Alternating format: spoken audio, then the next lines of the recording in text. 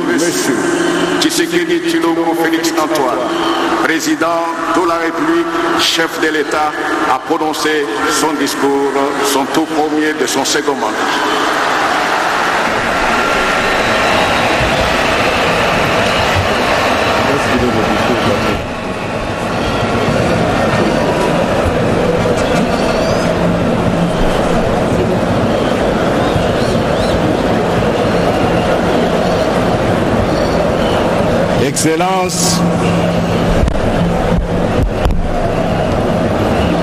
Excellence, Monsieur Emerson Mnangagwa, président de la République du Zimbabwe. Excellence, Monsieur Denis Sassou Nguesso, président de la République du Congo. Excellence, Monsieur Matamela Cyril Ramaphosa, président de la République d'Afrique du Sud. Excellence, Monsieur João Manuel Gonçalves Lourenço, président de la République d'Angola. Excellence, Monsieur Évariste Ndayishimiye, président de la République du Burundi. Excellence, Monsieur Faustin Archange Touadéra, président de la République centrafricaine. Excellence, Monsieur Ismaël Omar Guelleh, président de la République du Djibouti. Excellence, Monsieur Brice Oligui Nguema, président de la République gabonaise. Excellence, Monsieur Adama Barrow, président de la République de Gambie. Excellence, Monsieur Nana Akufo-Addo, président de la République du Ghana. Excellence, Monsieur Oumaro Sissoko Ambalo, président de la République de Guinée-Bissau.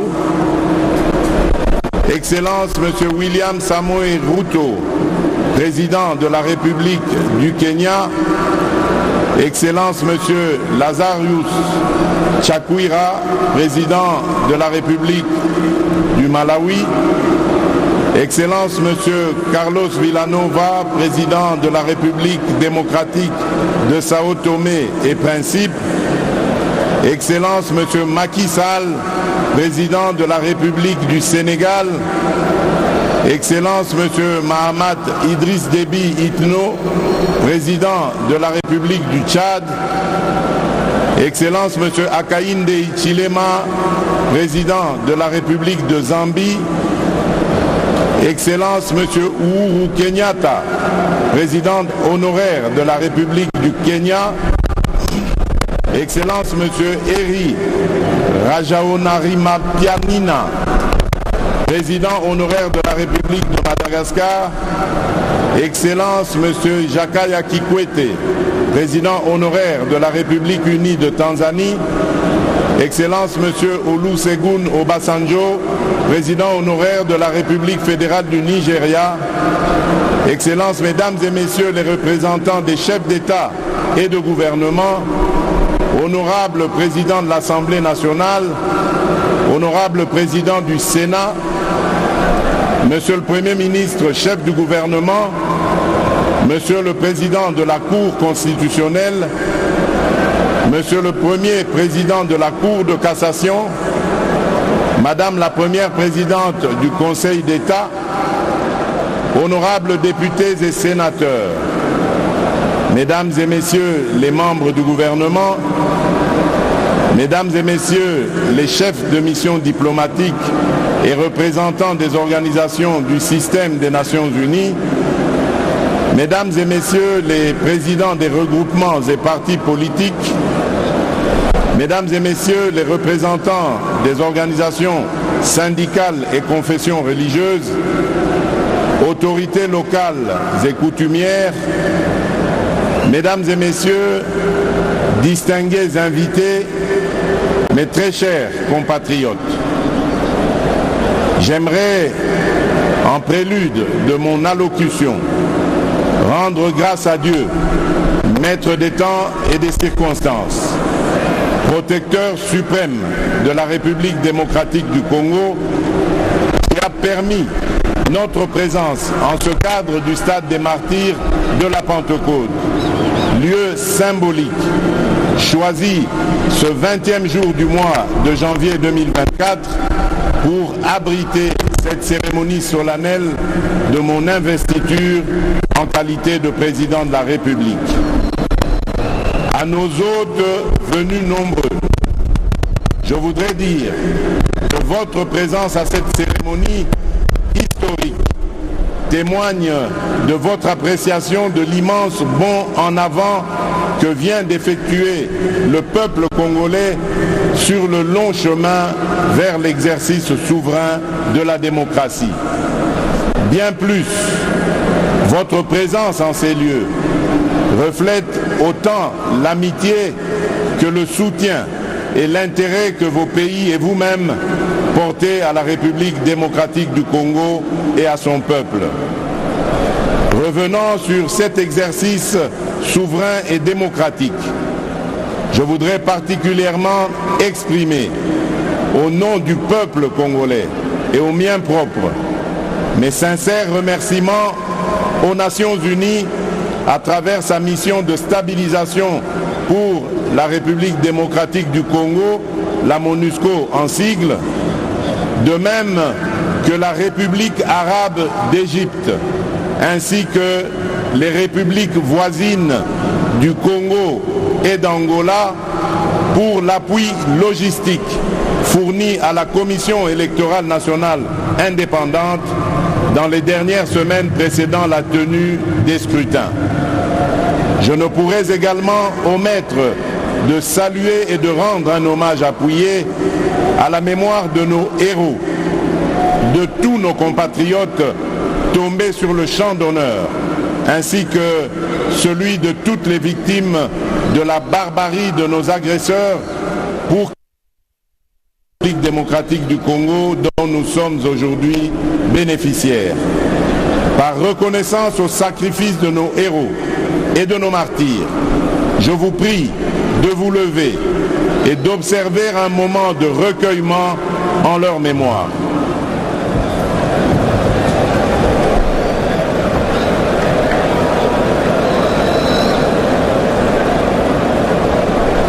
Je vous remercie.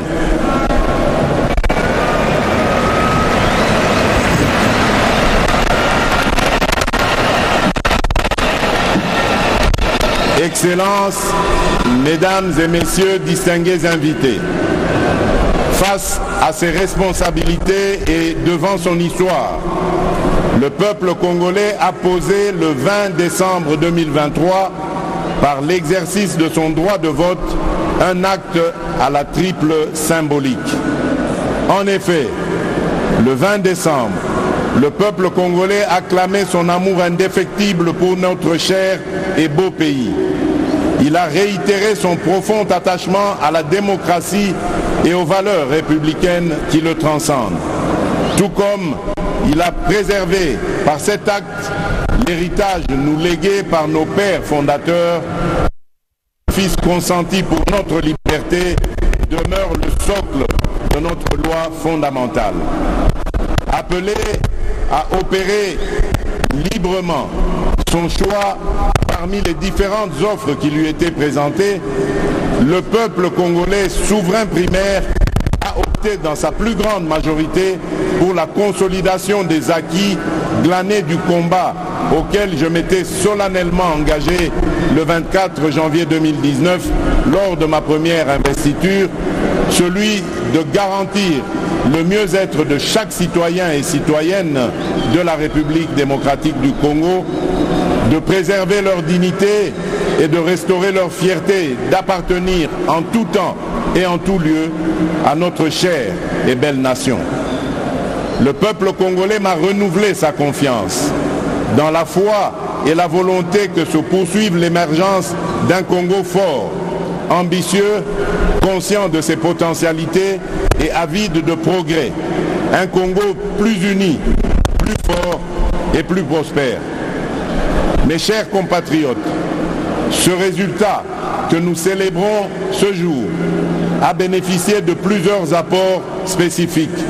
que je m'en voudrais de ne pas mettre en exergue. Ainsi, je salue chaleureusement ma famille politique et mes compagnons de lutte de l'Union sacrée de la nation, structure qui inclut mon parti, l'Union pour la démocratie et le progrès social.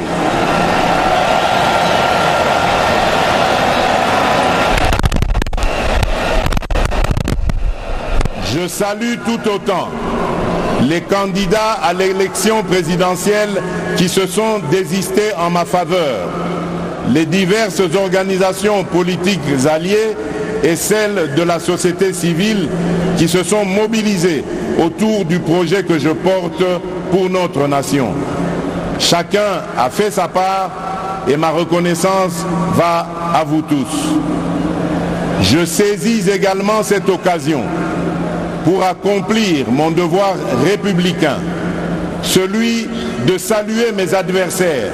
qui ont participé à l'élection présidentielle du 20 décembre 2023.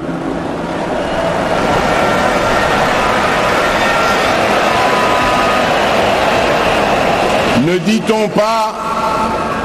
que plus le combat est dur, plus la victoire est belle? Vous êtes donc, mesdames et messieurs, une composante consubstantielle à l'événement de ce jour. Et vous avez à juste titre votre place dans la gouvernance de notre pays. En ma qualité de garant de la cohésion nationale, j'y veillerai, au même titre que j'exhorterai au Parlement d'assurer l'effectivité du rôle de porte-parole de l'opposition que cette dernière voudra bien désigner conformément à la Constitution. Mes très chers compatriotes, je vous ai entendu et saisissant la gravité de cet instant, en prenant Dieu ainsi que l'assistance à témoin,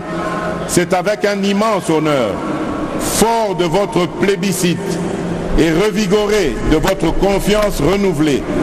que je consens à relever cet énorme défi dont je viens d'être à nouveau investi, celui de présider à la destinée de notre pays pour un second mandat. Chers compatriotes, j'ai appris à communier avec vous et à mieux vous connaître dans ce qui vous anime autant que dans ce qui constitue le lot de vos principales attentes et préoccupations. J'ai conscience des attentes que peuvent susciter le chômage, la création d'opportunités d'emploi pour les jeunes, les femmes ou encore les personnes vivant avec handicap.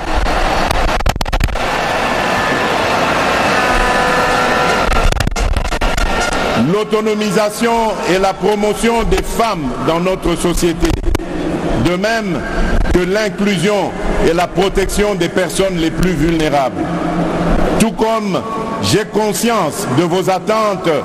relatives à l'augmentation du pouvoir d'achat,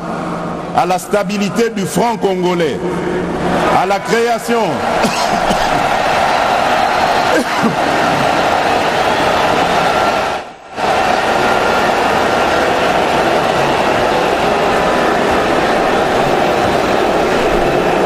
Je disais, tout comme j'ai conscience de vos attentes relatives à l'augmentation du pouvoir d'achat, la stabilité du franc congolais, la création d'une véritable industrie qui pourra concourir à la réduction de la dépendance de notre économie aux importations, notamment celle des biens et des produits de première nécessité. Au-delà des questions relatives à l'emploi, à la cohésion nationale, à l'économie nationale et à la monnaie, le renforcement de l'État dans sa capacité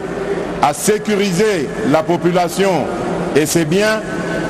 à éradiquer l'activisme terroriste et les groupes armés qui sévissent dans la partie orientale de notre pays, à protéger avec plus d'efficacité nos frontières, à assurer la défense ainsi que la sauvegarde des intérêts de notre pays partout où ils sont discutés, sont là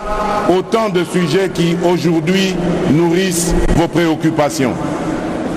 Ces préoccupations pour lesquelles des actions visibles ont été réalisées au cours du précédent mandat et qui continueront d'être au centre de l'action gouvernementale sous mon impulsion et au moyen de ma vision.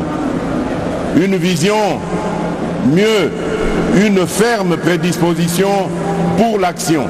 déclinée à travers les 6 engagements contenus dans le projet de société que je vous ai présenté au moment de solliciter vos suffrages. Ce nouveau quinquennat aura ainsi pour objectif, premièrement, de créer plus d'emplois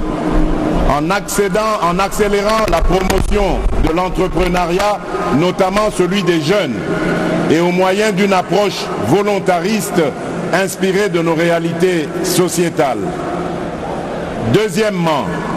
de protéger le pouvoir d'achat des ménages en stabilisant le niveau de l'inflation et en maîtrisant le taux de change. Troisièmement,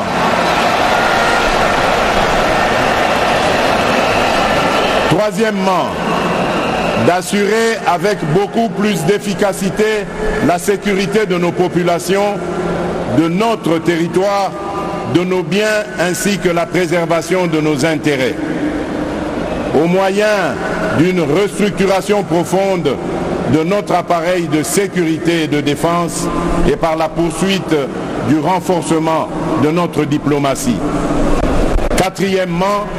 de poursuivre la diversification de notre économie et d'accroître sa compétitivité en optant pour la transformation de nos produits agricoles et miniers bruts sur notre sol. Cinquièmement, de garantir plus d'accès aux services de base en veillant à l'extension des programmes tels que ceux de la couverture santé universelle, de la gratuité de l'enseignement et du PDL 145 territoires. Et enfin, sixièmement, de renforcer l'efficacité de nos services publics. Ces engagements résument ma détermination à offrir des solutions pragmatiques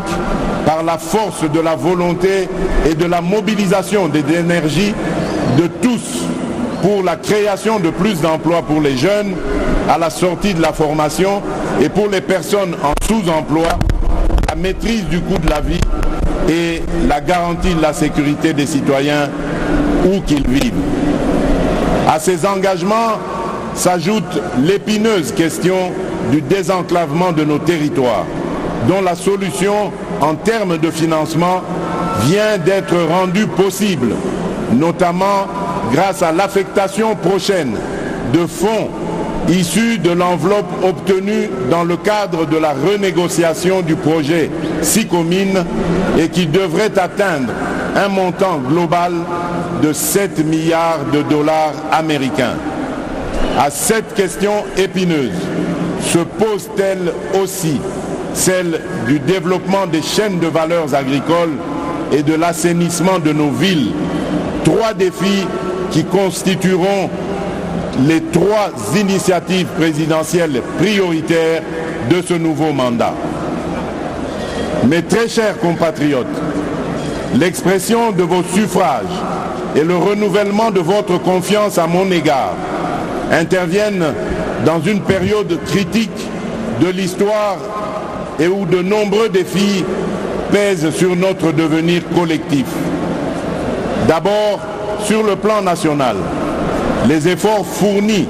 dans la sécurisation de nos concitoyens et dans la sauvegarde de notre intégrité territoriale se retrouvent mis à mal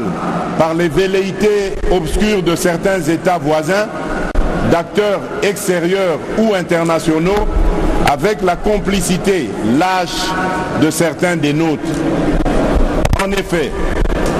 nonobstant votre vigilance, le sacrifice et la bravoure de nos vaillantes forces de sécurité et de défense, les menaces se veulent résilientes. Et pour beaucoup, alimentées par la trahison de certains Congolais qui, sans scrupules et sans la moindre considération humaine et patriotique, s'allient à l'ennemi pour faire couler le sang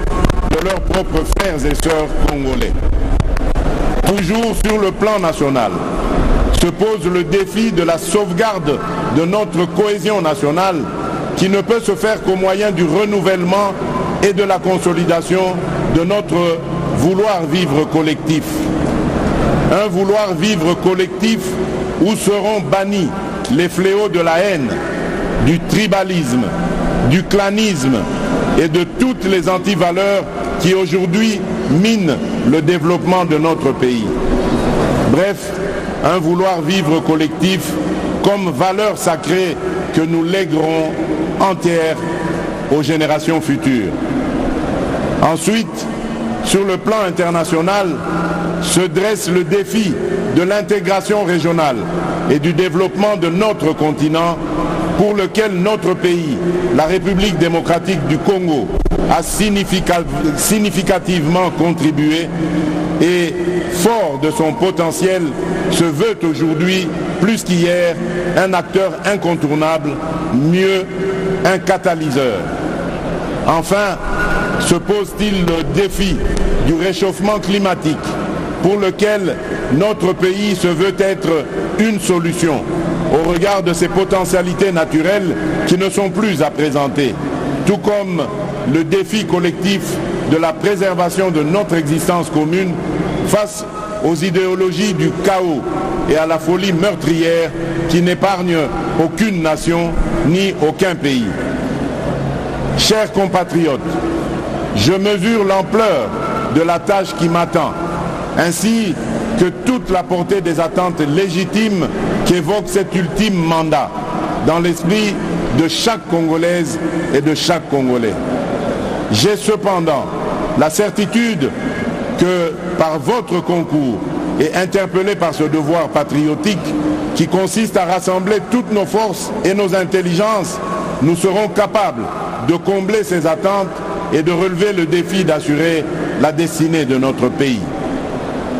Mes très chers compatriotes, nous y sommes. Par cette cérémonie solennelle d'investiture, je reprends donc le bâton de commandement que vous m'aviez confié avec la détermination de maintenir allumé le feu sacré de notre nation. À présent, il s'agit pour nous de transformer durant les 5 prochaines années les prouesses que nous avons réalisées et de parachever l'avènement d'un Congo plus uni, mieux sécurisé et plus prospère. Il s'agit désormais pour nous de rester mobilisés et soudés dans notre lutte contre l'insécurité et la pauvreté, nos seuls et réels ennemis. Il s'agit à présent pour la nation de croire aujourd'hui plus qu'avant en notre communauté de destin et d'y travailler de manière beaucoup plus harmonieuse, tout en veillant à ne pas laisser émerger ni triompher et en s'assurant à ce qu'ils soient poursuivis dans leur dernier retranchement et qu'ils subissent la rigueur de la loi, toutes celles et ceux qui ont choisi et qui seront tentés d'emprunter la voie de l'ignominie et de la barbarie. Tirant les leçons de l'expérience passée et ayant à l'esprit vos aspirations exprimées, je m'engage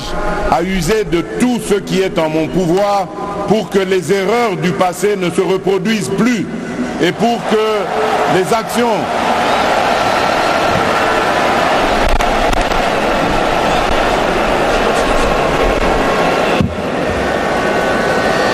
Je disais, tirant les leçons de l'expérience passée et ayant à l'esprit vos aspirations exprimées, je m'engage à user de tout ce qui est en mon pouvoir pour que les erreurs du passé ne se reproduisent plus et pour que les actions nécessaires à l'avancement de notre pays soient promptement prises. C'est à cela que j'engagerai le gouvernement qui sera formé une fois la majorité dégagée. D'ores et déjà, j'appelle tous les animateurs des institutions publiques, à quelque échelon que ce soit, toutes les citoyennes et tous les citoyens à un sens élevé de patriotisme, afin que notre rêve commun à tous de voir notre Congo dans toute sa splendeur devienne une réalité. Mes très chers compatriotes, désormais investi de la charge suprême de la République, je me tiens en ces lieux pour sceller avec vous ce nouveau contrat marqué du sceau de vos sacrifices, de vos aspirations, de votre vitalité et de votre clairvoyance. Aujourd'hui, plus que jamais, vous avez démontré à la face du monde, par la force de votre dignité, de votre courage, de votre résilience, de votre vigilance et de la lueur de la flamme patriotique qui jaillit en vous, qu'un Congo transfiguré est né. Excellences, messieurs les chefs d'État et de gouvernement,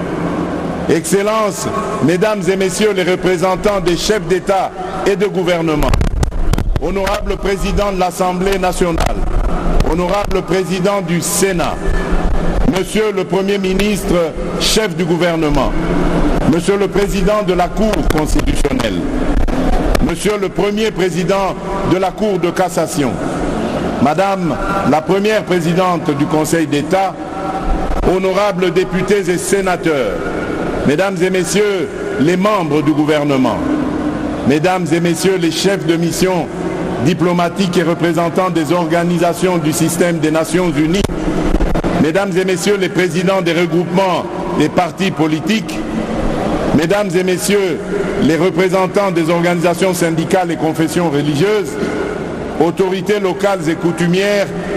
mesdames et messieurs distingués invités, mes très chers compatriotes, aujourd'hui, une nouvelle ère est née, une ère de maturité, incarnée par les valeurs républicaines de paix et de justice, une ère de progrès, débarrassée de ceux qui jadis nous minaient, une ère magnifiée par le labeur, l'action juste et consciencieuse des filles et fils de notre mère patrie, une ère transcendée par le serment renouvelé de ne jamais trahir le Congo et son peuple et de propulser plus haut l'étendard de notre chère et belle nation. Enfin, l'ère du renouveau, lancée par un quinquennat que rien ne détournera de sa volonté de réaliser une République démocratique du Congo plus unie, plus en sécurité et plus prospère pour la postérité. Que vive la démocratie, que vive le peuple congolais, que Dieu bénisse la République démocratique du Congo, son peuple et tous ceux qui l'ont choisi comme pays de résidence. Je vous remercie.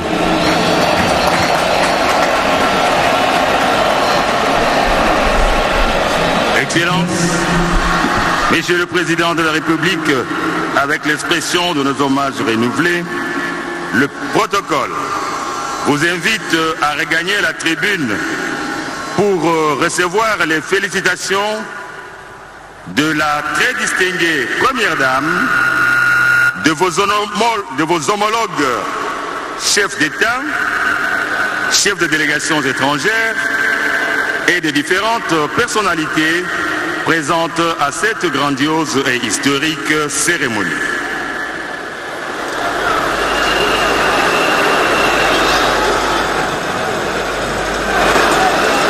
Mama Yanteke Denise Nyakero Tshisekedi indiqué quiz samno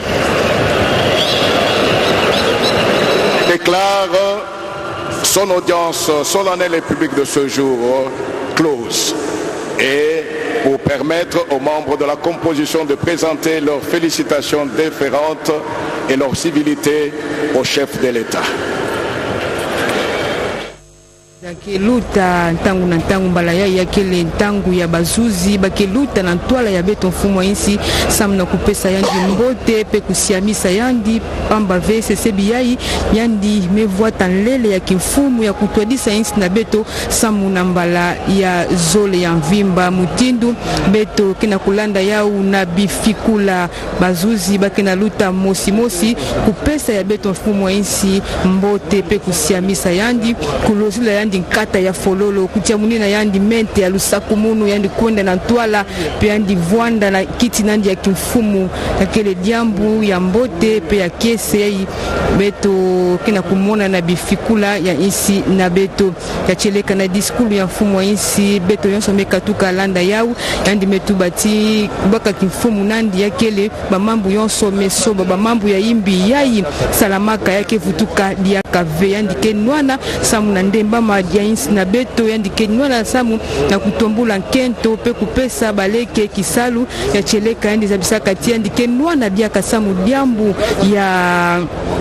dolari ya kitape luzingu ya nkangu ya vwanda ya mbote ya cheleka mu mokele penepene ya kapitaine Mwamba Mukanza Mwanza Mukanza Jean-Pierre sabisa beto na bunkufi